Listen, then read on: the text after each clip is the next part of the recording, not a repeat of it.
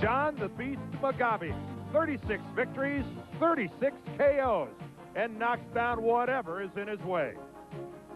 Terry Norris, his trademark has always been speed, but there's firepower as well. Today, they meet live from Tampa, 12 rounds for the WBC World Super Welterweight title. To Mugabi today, we've got one of the marquee names in boxing, not to mention one of the all-time great nicknames. Dan, the man they call the Beast is that rarest of fighters. He's a natural, pure puncher, a legitimate one-punch knockout artist. He lost the only 2 fights of his career in 1986 to marvelous Marvin Hagler, when he gave Marvin, I think, the worst beating of his career, and to Dwayne Thomas, when John's eye socket was fractured, he says, by a thumb, and he quit. After taking a year off, John Mugabi has scored 12 straight KOs, but against mediocre opposition and off-network TV. He is after one of those electrifying knockouts that will propel him back into the spotlight. Alex, we saw Terry Norris last summer in a title bout against Julian Jackson. He got knocked out in the second round, but no doubt about it, this kid has tons of talent. He absolutely does, and I think, Dan, he also wants to reestablish his credibility. He wants to prove that his loss to Jackson was a fluke, that he has the skill as well as the chin to be a world champion.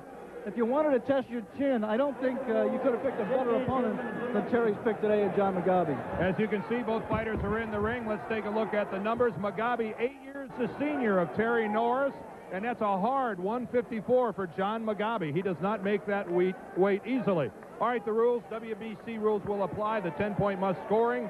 No 3 knockdown, no standing 8. Only the referee can stop the fight, and a fighter cannot be saved by the bell unless it is the final round. There's the bell for the beginning of round 1. This WBC Super Welterweight Championship bout between Terry Norris and the champion, John the Beast Mugabi. Eddie Eckert is our referee here this afternoon, and terrible Terry Norris. Norris in the all-white trunks on the left of your screen here. John Mugabi on the right with the black stripe.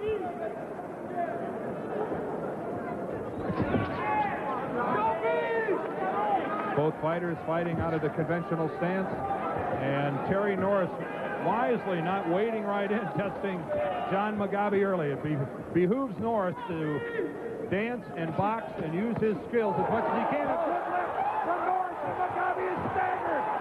John Mugabi goes down. A left from Terry Norris drops John Mugabi. Mugabi is up and on Queer Street. Oh, this crowd is stunned.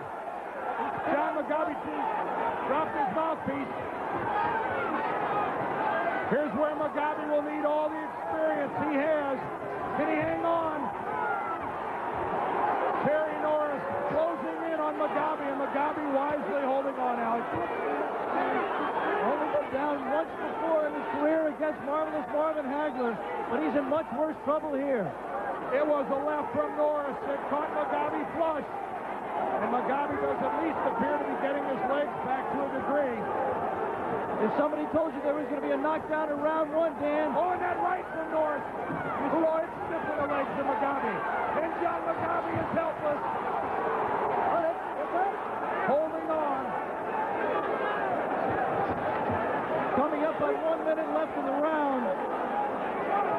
There is no 3 knockdown rule, and there is no standing 8 count. It looked like the referee could have given a standing 8 count there, but there is not in the WBC. It is John Mugabi that has a track record of coming out of the blocks in a hurry.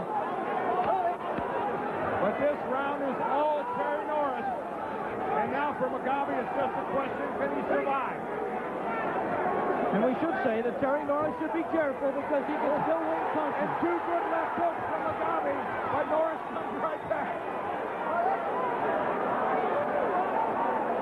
This is clearly a pro-Mugabi crowd. John lived here in Tampa for a number of years. Oh, right from Terry Norris. And just Mugabi will not get up.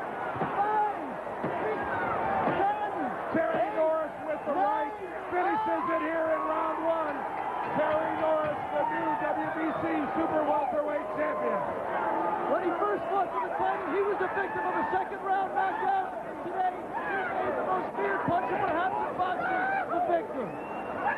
John Mugabi still on the canvas. The official time, 2 minutes and 47 seconds of the first first round, and John Mugabi up against the ropes. The first punch, Alex, that left, and then it was the last one was a right. I started to say during the round, if somebody told you there was going to be a first-round knockout in this fight, who would have ever believed that the victim was going to be John Mugabi? Well, we are the beneficiaries in respect of this early knockout. That's because we're going to bring you next the IBF WBC Junior Welterweight Championship. That from Las Vegas. That's Julio Cesar Chavez and Meldrick Taylor. So we'll be back here to Tampa in a moment. Terry, your first try for a title was a disaster. You're well ahead. You got caught with a punch in the second round. This time it was you that put the power on the opponent. Well, I made sure this time that I wasn't going to be on the other end of this.